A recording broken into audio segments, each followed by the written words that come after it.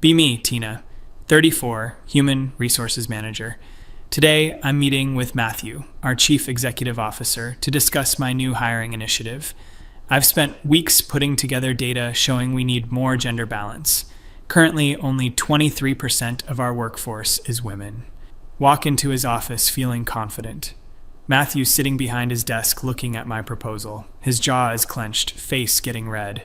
Tina, what the hell is this? He's holding up my diversity hiring plan. It's a roadmap to equity, Matthew. I've identified that we need to prioritize female candidates for the next 6 months to balance. Prioritize based on what? Their qualifications or their gender? Wow, okay, here we go with this again. Both, obviously, but we need to acknowledge that qualified women have been systematically overlooked. Show me one qualified woman we passed over. He's literally yelling now. Kind of unprofessional, to be honest. Matthew, the numbers speak for themselves.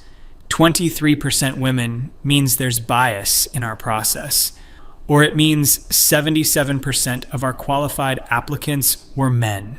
His face is actually purple now. Never seen him this angry. Whatever, I came prepared for resistance. Spend the next hour going back and forth. Look at companies like Salesforce, like Adobe, I tell him. They've committed to gender parity and they're thriving. They hire the best people and then work on inclusion, Tina. You're suggesting we hire people because they're women. I'm suggesting we correct historical imbalances by creating new imbalances, by literally discriminating. He stands up, starts pacing. Do you understand what you're asking me to do? You want me to look a qualified candidate in the eye and say, sorry, you have the wrong chromosomes. He's being so dramatic. That's not what I'm saying at all. I'm saying when we have equally qualified candidates, then we hire the best cultural fit, the best interviewer, the person who wants it more, not whoever checks your diversity box. This conversation is going nowhere. Decide to table it and bring more data next time. Next week, I come back with statistics. Printed out studies about diverse teams performing better, highlighted sections about innovation and different perspectives. Matthew takes one look at my materials and I can see his blood pressure rising. Tina, do you know what our turnover rate is? 8%? 7.2%. Do you know what our employee satisfaction rating is? High. 94%. Do you know why? He doesn't wait for me to answer. Because I hire the most competent, most qualified, most dedicated people I can find. Period. End of story. But Matthew, just because something is working doesn't mean it couldn't work better. Oh, here we go. Here comes the we can always improve speech. You know what? You're right. We can improve. Want to know how? He leans forward, hands flat on his desk. By hiring the absolute best talent available, not by playing social engineer. You're acting like I want to hire incompetent people. You literally sent me a memo last month saying we should lower our technical requirements for female applicants. Okay, that's not exactly what I said, Bill. I said we should consider alternative experience. Alternative experience? Tina, we're a software company. Either you can code or you can't. This goes on for another 90 minutes. He pulls up every hiring decision I've made in the past year. Explain Jennifer to me. Oh God, here we go. Jennifer is a great addition to the team. Jennifer has the lowest performance metrics in her department. Her manager has flagged her 3 times. But you know what? Her resume was identical to another candidate, Michael, except Michael had 2 more years of experience and 3 more certifications. Jennifer brought a different perspective. She brought nothing except a gender you wanted to check off, and now her manager is tearing his hair out trying to get her up to speed while the rest of the team picks up her slack. He's literally shouting now. People can probably hear us outside. One hiring mistake doesn't invalidate. Okay, let's talk about Patricia and Angela and Rebecca. Should I continue? This is so unfair. He's cherry-picking bad examples. Matthew, in any large sample size, there will be large sample size. You've made 47 hires since you became Human Resources Manager. I've had to have performance conversations about 9 of them. That's almost 20%. Want to know what they have in common? Can feel my face getting hot. You're about to say something really inappropriate. They were all diversity hires that you pushed through over the objections of department heads. Storm out of his office. Need to cool down. He's being completely unreasonable. Go back to my desk and start documenting everything. If he's going to be hostile to progress, I need a paper trail. Send him a formal email outlining my concerns about his resistance to inclusive hiring practices. Get a response in 5 minutes. My office. Now. Fuck. Walk back in. He's standing by the window, arms crossed. Turns around when I enter. Let me be very clear with you, Tina. Crystal clear. His voice is low, but I can hear he's absolutely furious.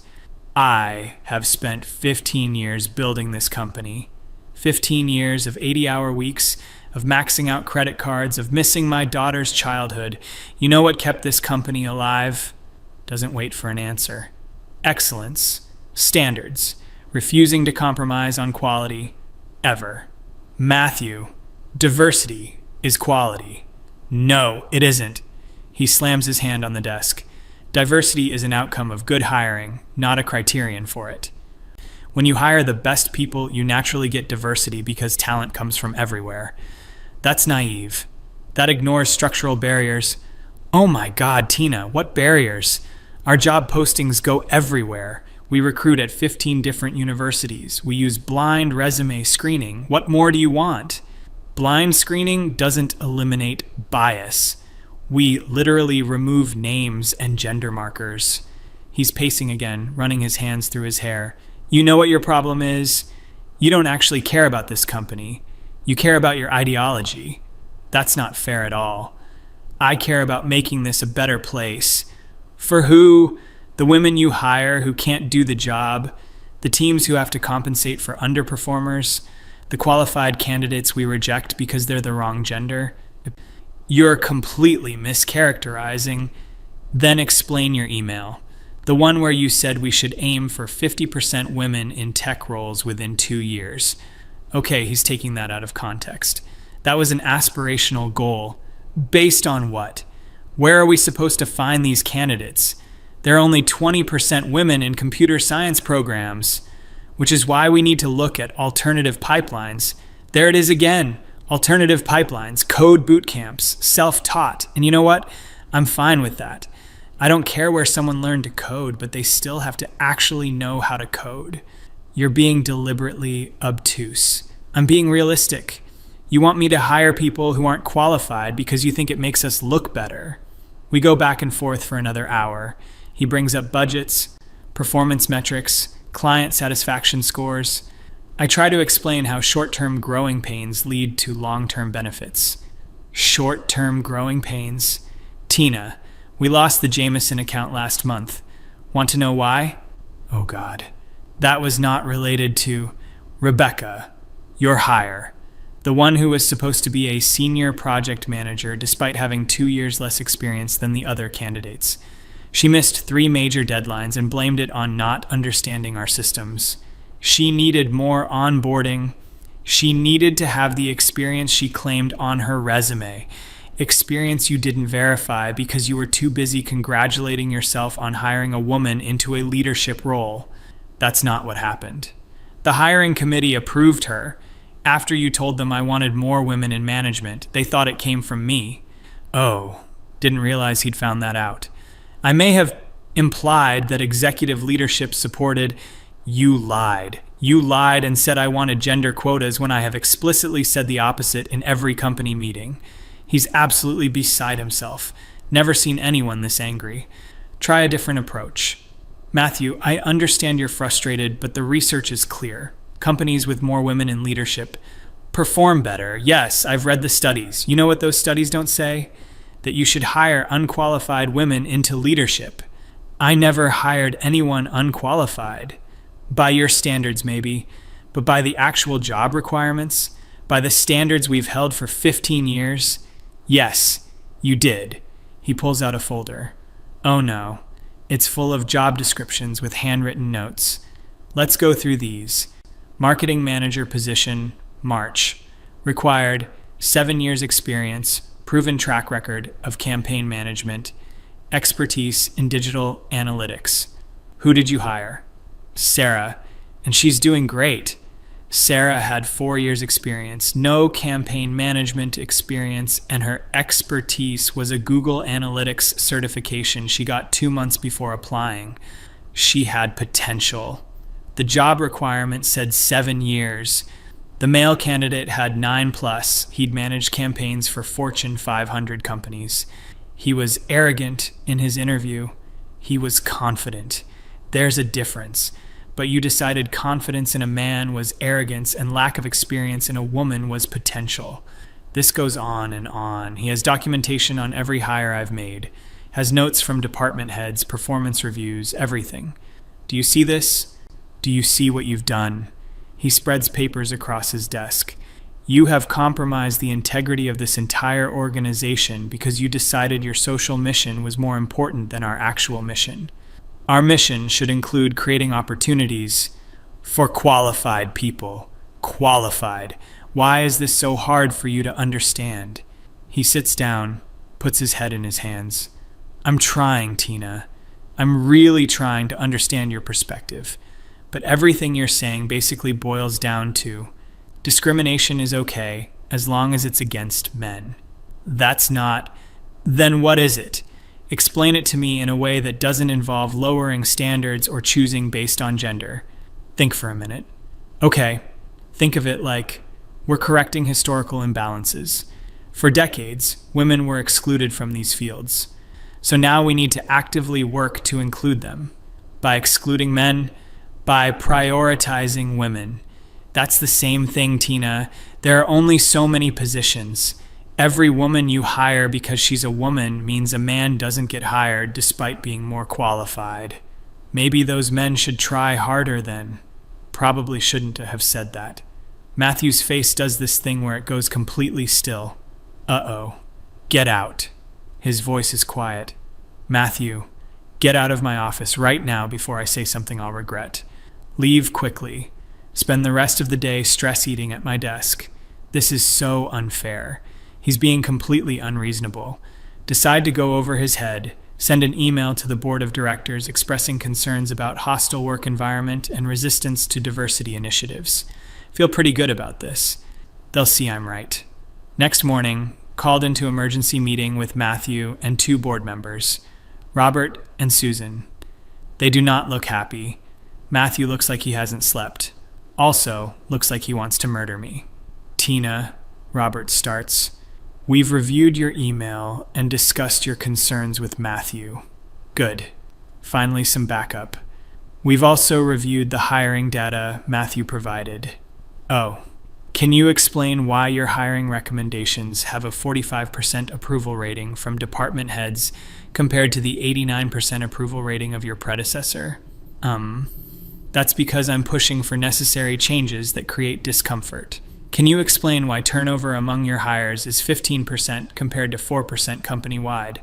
Those are growing pains from cultural shifts. Can you explain why you told the marketing department head that Matthew personally requested more female candidates when he had done no such thing? Shit. I may have miscommunicated. Matthew makes a sound like a strangled laugh. Miscommunicated. She miscommunicated. Robert holds up a hand. Matthew, please. Turns back to me.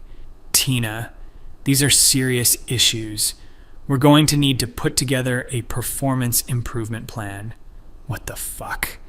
I'm the one who needs improvement? He's been screaming at me for weeks. Matthew explodes. Because you've been systematically destroying the hiring standards I spent 15 years building. Susan jumps in. Both of you need to calm down. Tina, you're not being fired, but you are being reassigned. Matthew will handle final hiring decisions going forward.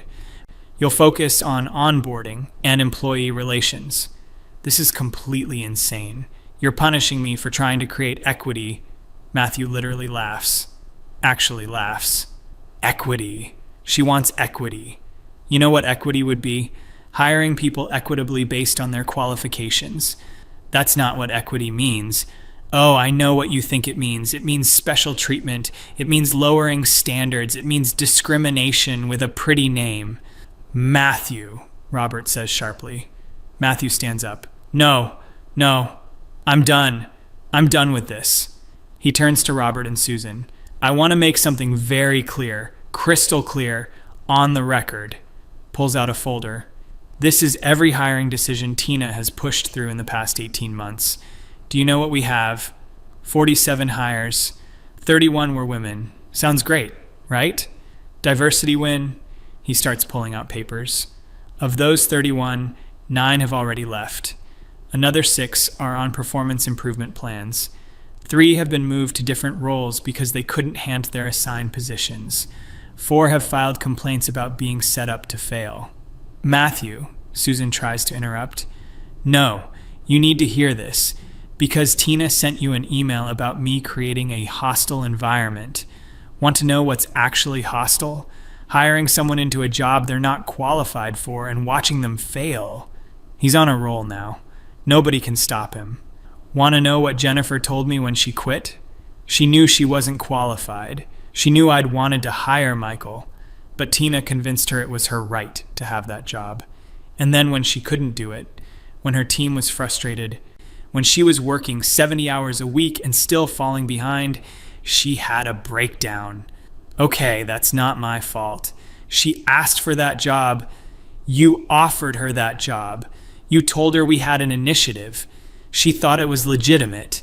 And now she's in therapy because you set her up to fail to prove a point. That's completely unfair. I didn't set anyone up to fail. Yes, you did. You hired people into roles they weren't ready for, gave them impossible expectations, and then blamed everyone else when it didn't work.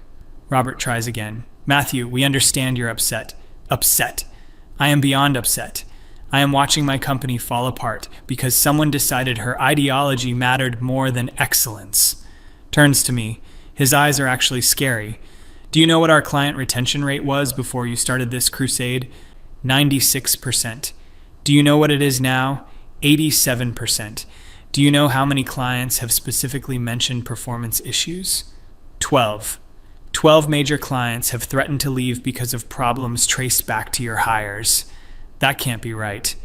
You're blaming me for normal business fluctuations. I have emails, Tina. Emails from clients saying our work quality has dropped, saying deadlines are being missed, saying our team seems undertrained. He throws papers on the table. But sure, let's keep hiring based on gender instead of qualifications. I'm sure that'll fix everything. Susan picks up the papers, starts reading. Her face changes. Robert leans over, reads too. Oh no. They look at me. Tina, this is concerning. Those are isolated incidents. 12 clients, Matthew shouts. Matthew, please lower your voice, Robert says. But he sounds less sympathetic now. No. You know what? I'm not lowering my voice. Because I need both of you to understand something. He stands up, walks to the window. I will shut this company down. Do you hear me? I will close the doors, liquidate everything, and walk away before I let this continue. Everyone goes silent. Did he just... Matthew, that's extreme, Susan starts. Is it? Is it extreme to refuse to compromise everything I built? Because that's what she's asking me to do. He turns back, points at me. She wants me to look qualified people in the eye and tell them no, we're hiring someone less qualified because of their gender. She wants me to lower our standards. She wants me to lie to candidates about why they're being hired. And I will burn this entire company to the ground before I do that. My mouth is hanging open. You would put hundreds of people out of work. You're putting them out of work. Every client we lose because of poor performance is jobs at risk. Every hire that fails is money wasted. Every team member who has to compensate for an underperformer is a retention risk. He's absolutely unhinged. This is insane. You're being completely irrational. Irrational? Let me tell you what's rational. Hiring the best people, maintaining standards, keeping clients happy. That's rational. The meeting goes on for 3 hours. Matthew presents data, client feedback, performance reviews, everything. I try to explain that these are necessary costs for long-term cultural change. Cultural change? Our culture was fine. We had great retention, great performance, great client relationships. You broke it. I improved it. By what metric? Name one metric that improved. Employee diversity. That's not a performance metric. That's a demographic. How does that help us serve clients better? Try to explain studies about innovation and diverse perspectives. Tina, I swear to God, if you cite that McKinsey study one more time, I'm going to lose it. Diverse, high-performing teams do better. Not just diverse teams. The qualification part matters. Back and forth, back and forth. Robert and Susan just watch.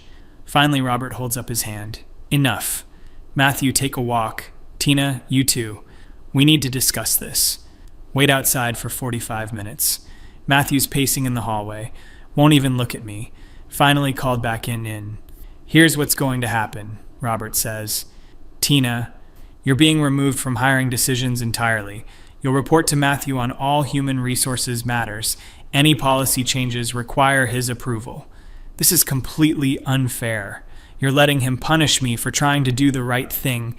The right thing? Matthew's voice is dangerous again. The right thing would have been doing your job. Hiring qualified people, following our standards, not running a social experiment with my company. Matthew, Susan says firmly, we've made our decision. He sits back, jaw clenched.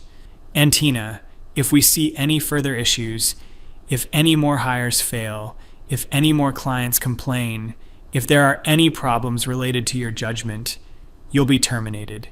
Is that clear? Can't believe this. Nod silently. Good. You're both dismissed. Storm out of the office. Matthew catches up to me in the hallway. Tina! Tina! Turn around. He's right there, and he looks absolutely done with everything. I meant what I said. Every word. I would rather shut down this entire company, put everyone out of work, lose everything I've built, than let you continue destroying it with your discriminatory hiring practices. They're not discriminatory. Yes, they are. Choosing people based on gender is discrimination. It doesn't matter which gender you're choosing. It's still discrimination. You're never going to get it. No, you're never going to get it.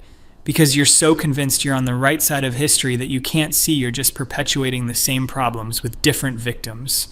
Walk away before I say something I'll regret. He calls after me. And another thing. When this company fails because you've chased away all our talent and clients, don't you dare blame me. This is on you. Spend the next week in my new diminished role. Every hiring decision I recommend, Matthew rejects. Brings in the actual most qualified candidates. They're mostly men. It's infuriating. Try to document everything for a potential lawsuit. Matthew somehow finds out. Get called into his office. Really? You're going to sue? For what? Being stopped from discriminating? For retaliation. Document it. Document all of it. Please. Give me the chance to present to a court exactly what you've done here. He actually seems eager. Every rejected candidate, every falsified recommendation, every time you lied about my approval. Please take this to court. I would love to have a legal record of your incompetence. Realize he's got everything documented. Every email, every conversation, every policy violation. I've got nothing but complaints about being stopped. Another long conversation ensues. You still don't get it, do you? He says after an hour of arguing. You think you're fighting for justice. You think you're making the world better. But all you've done is make things worse for everyone. That's your perspective. It's reality, Tina. The women you hired into roles they weren't ready for. They failed. Their careers are damaged now. The qualified candidates we rejected, they went to competitors. The team members who had to pick up the slack, some of them have quit. Our clients, they're leaving. Those are all temporary. Nothing about this is temporary. Reputations don't rebuild overnight. Client relationships take years to develop. And you've damaged both in 18 months. He sits down heavily. I'm tired, Tina. I'm so tired of fighting you on this, of explaining why standards matter, why qualifications matter, why we can't just social engineer our way to your version of fairness. Then let me do my job. Your job is human resources management, not social activism. Your job is to find the best candidates, not to rebalance gender ratios. Why can't it be both? Because they're different goals. One serves the company, one serves your ideology. We go in circles for another hour. Eventually, he just waves me away. Get out. I can't do this anymore today. Leave feeling vindicated. He's clearly losing this argument if he won't keep engaging. Next day, email from Robert. There's been a company-wide policy change. All hiring decisions now require Chief Executive Officer approval. My role is officially limited to onboarding and benefits administration. Matthew has won. Completely and totally. Try to appeal to Susan. She won't even take my call. Run into Matthew in the parking lot a week later. He sees me, and his whole body tenses. Tina. Matthew. Awkward silence. Are you happy now? I ask. Happy? No. Tina. I'm not happy. I'm relieved. Relieved that I can finally hire qualified people again without having to justify why their qualifications matter more than their gender. You're impossible. No, I'm principled. There's a difference. He starts to walk away, then turns back. You know what the saddest part is? You actually believe you were helping. You convinced yourself that lowering standards was justice, that discrimination was equity, that feelings mattered more than competence. I was trying to create opportunities for people who weren't ready for them, and now they've failed publicly, damaged their careers, lost confidence in themselves. Is that the opportunity you wanted to create? Don't have an answer for that. I meant what I said, about shutting down the company. I know. Do you? Do you really understand that I would rather destroy everything I've built than compromise on excellence? I think you're being dramatic. I'm being honest. This company means everything to me, and I will not watch it become mediocre because someone decided mediocrity is acceptable as long as it's diverse. He walks to his car. Good night, Tina. Try not to find any new ways to lower our standards before Monday. Sit in my car for an hour. Can't believe this is how it ended. Can't believe he won. Can't believe the board sided with him. But mostly, can't believe he was serious about shutting down the company. What kind of person chooses destruction over progress? Start the car and drive home. Still convinced I'm right. Still convinced he's a stubborn, angry man who refuses to see the bigger picture. Still convinced that one day he'll understand. But deep down, tiny voice I won't acknowledge. Wondering if maybe, possibly, I missed something. Push that voice away. I'm right. I have to be right.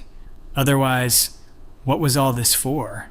Next week, Matthew hires 3 new people, all chosen purely on qualifications. 2 men, 1 woman. The woman is honestly probably the most qualified candidate I've ever seen. Master's degree, 10 years experience, glowing recommendations. She's also someone I would have never pushed for because I wanted to find women who needed the opportunity. Watch her integrate seamlessly into the team. Watch her performance metrics exceed expectations.